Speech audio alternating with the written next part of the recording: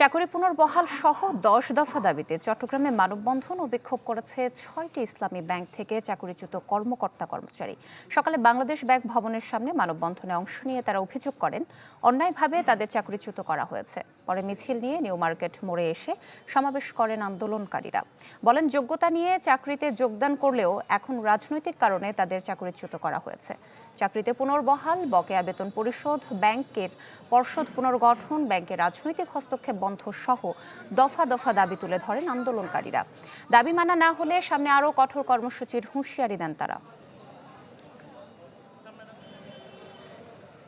Basically আমাদের চাকরিটাও চলে যাওয়ার মূল বিষয়টা ছিল ইলেকশনে যখন আমাদের কর্মকর্তাদের লিস্ট চাওয়া হয়েছিল, তখন কিন্তু শফিকুল ইসলাম মাসুদের যে ভাইরাল ভিডিওটা আপনারা দেখেছিলেন বিভিন্ন মিডিয়ায়, এখানে জামাতের এজেন্ডা বাস্তবায়ন করতে পারবে না, এই জন্য আমাদেরকে কি চাকরিচ্যুত করেছে। প্রায় 10,000 এমপ্লয়ি যারা ইসলামী ব্যাংক থেকে অবৈধ ম্যানেজমেন্ট কর্তৃক জোরপূর্বক টার্মিনেট হয়েছে। আমরা আমাদের দীর্ঘ 9 মাসের চাকরিহীন জীবন, খুবই মানবেতর জীবনযাপন করছি।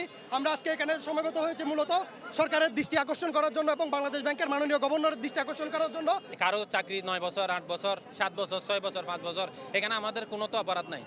আমাদের যদি কোনো অপরাধ থাকতো তাহলে আমাদেরকে পানিশমেন্ট দিত, শাস্তি দিত, কিন্তু আমাদের বিনা অপরাধে এখানে আমাদেরকে টার্মিনেশন করবে। আর আমাদের রেস নেই, কোনো জায়গা ঢোকার কি নাই, সুযোগ নাই। মানসিক, শারীরিক, সামাজিকভাবে আমরা হেয় প্রতিপন্ন হচ্ছি। আমাদের দাবি একটাই, আমাদের চাকরিতে পুনর্বহাল চাই।